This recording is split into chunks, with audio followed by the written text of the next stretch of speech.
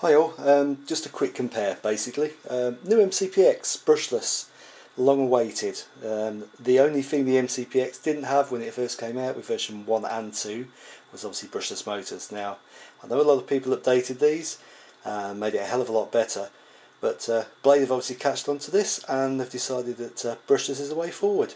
Well done.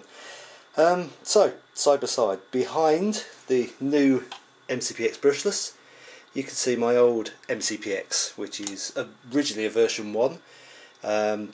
Quite a few mods to it, as you can see. The canopy, the blades, the tail, the skids, in fact just about everything apart from the main chassis has been changed. So just to compare the two, if you put them side by side, you can instantly see an awful lot of difference. Obviously the MCPX, the original, is lower on mine, but they've got kind of gorilla skids on the new brushless one, which makes it a little bit higher, makes it look a little bit more domineering, I suppose, compared to the first one. Beautiful canopy, great big X on the front, very nice, very good colours. The blades, as you can see, they are longer. They've got the bullets on it again, like the original first ones, which made the stability quite a bit better.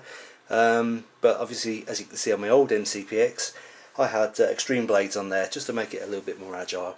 Not a lot of difference between the two.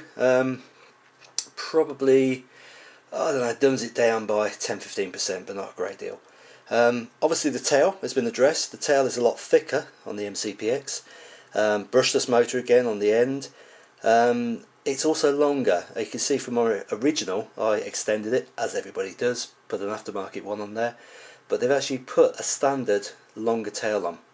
It does give it good authority. I've only literally hovered it, only got it this morning, so literally it's been hovered in the house, much the upset of the missus, and it seems good. It comes up quite nicely, it stays there, it's pretty solid. Still, you can tell it's a nippy little helicopter and it needs its space, but very controllable. The head, try and zoom in a little bit, excuse me if it goes a bit booloo. The head has been changed. Now, to me, that's a proper head.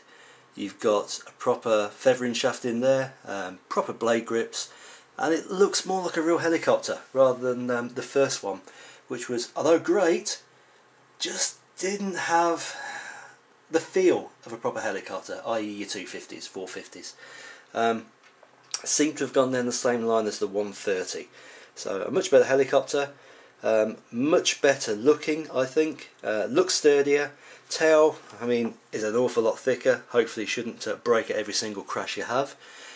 Blades bigger, obviously going to give it a little bit more stability, also going to make it quicker for obviously spinning it round in circles and all your pirouettes and stuff, and flicking it over on its back and inverted and all the rest of the stuff that all the real pro people can do, but I seem to need big open spaces to do.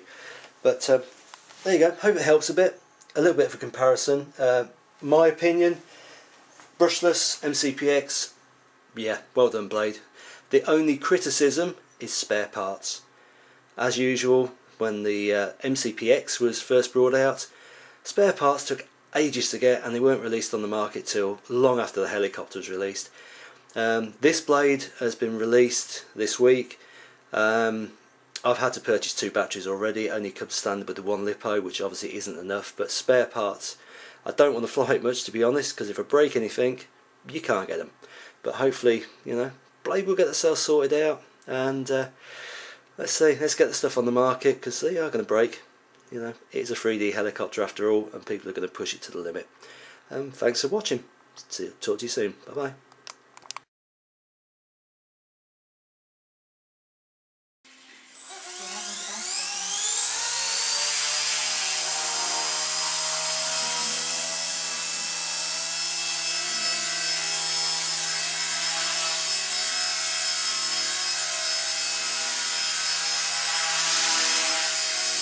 Can't keep up with you. I'm trying to keep it still, it's really nice.